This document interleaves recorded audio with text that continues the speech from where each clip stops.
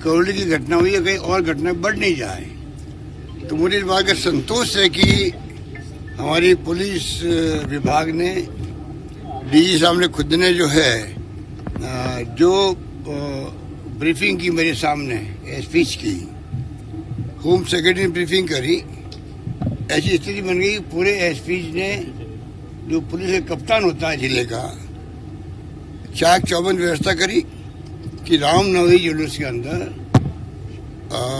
सब धर्मों के लोगों ने फूल बरसाए, स्वागत किए और एक जगह घटना नहीं हुई। और देश के अंदर अनेकों राज्यों के अंदर दंगे भड़क गए,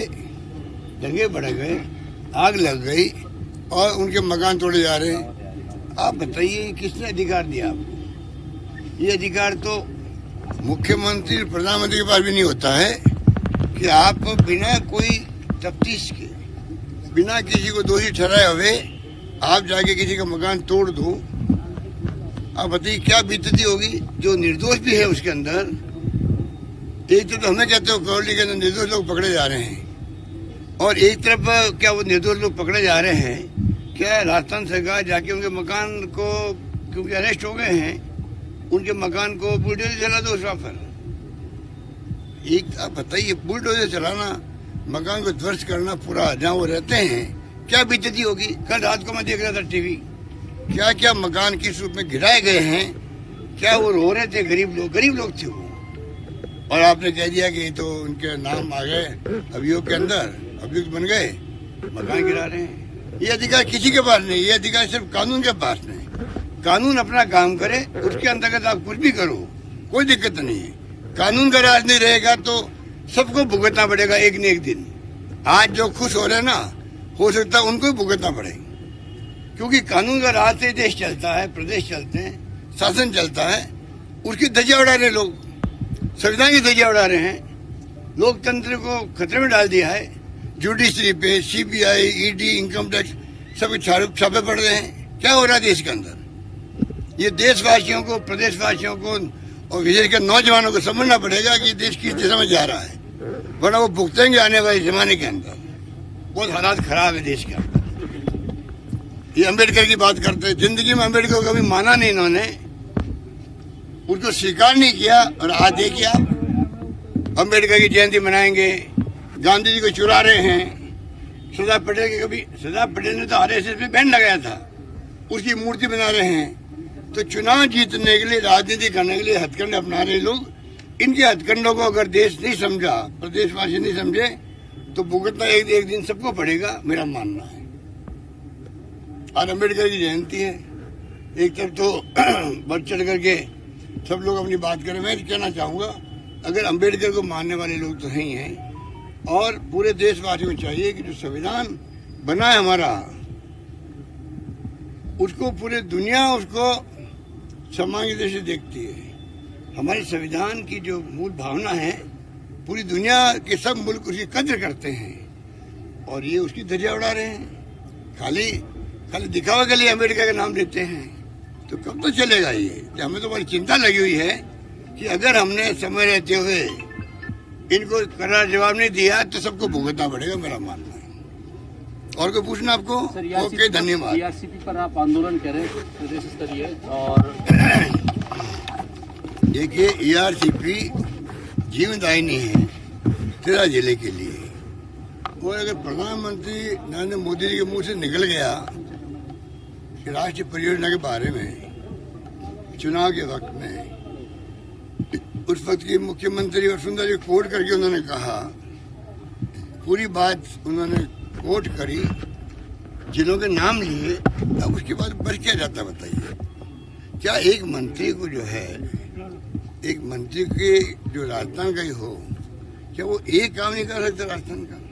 एक काम जब मुझे कहना पड़ता है इकाई का मंत्री है, अगर एक काम अपने प्रदेश के लिए 16 परियोजना चल रही देश के अंदर, एक परियोजना अभी लागू हुई है 2 महीने पहले ही, 4 महीने पहले ही, कैन बेतवा मध्य प्रदेश और वो यूपी की थी, पहले घोषित थी, लागू अब करी।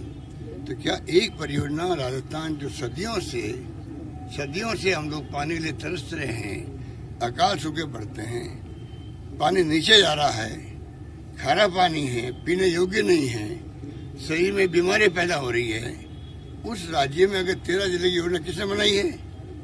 मैंने नहीं बनाई है। ये योजना बीजेपी के मुख्यमंत्री वसुंधरा राजे के वक्त की बनी हुई है।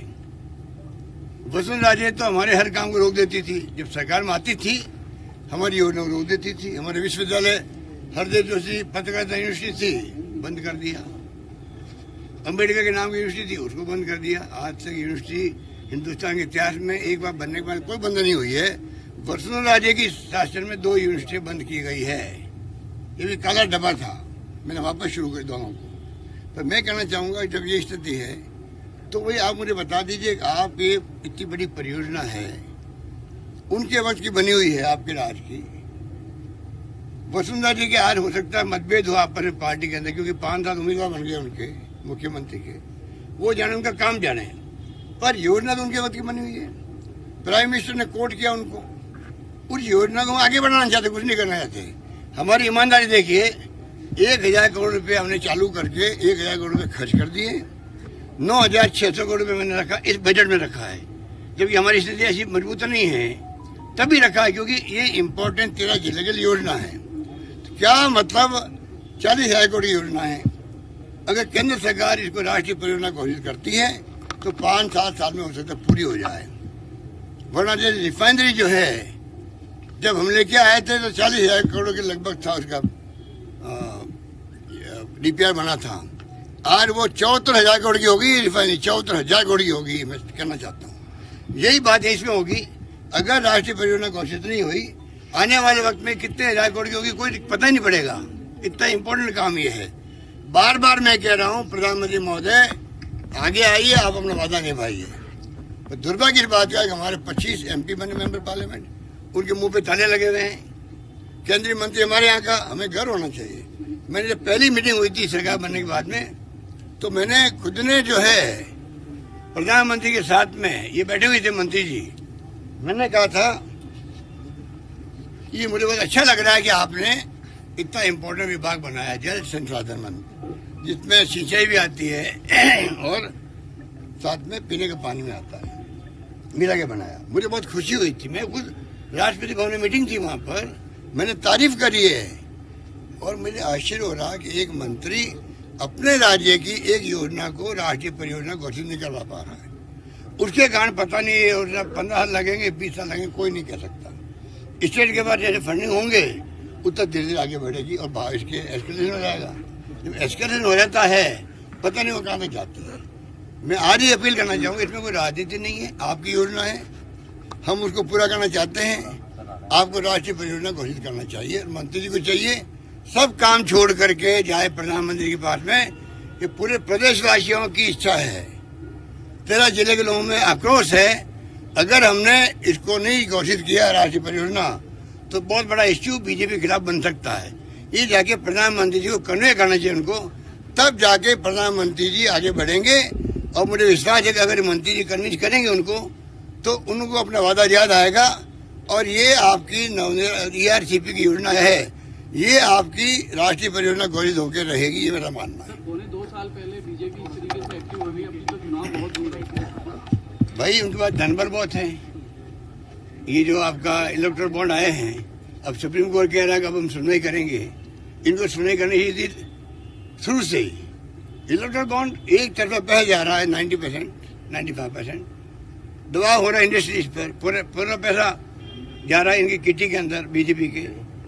सुप्रीम कोर्ट में केस किया हुआ है, 3 साल बाद सुनवाई हो रही है। वही CBI साहब कह रहे हैं हम सुनवाई शुरू करेंगे, कब करेंगे भगवान जाने। इतने बड़े बड़े इश्यू देश के अंदर हो गए हैं, कोई सोच नहीं सकता।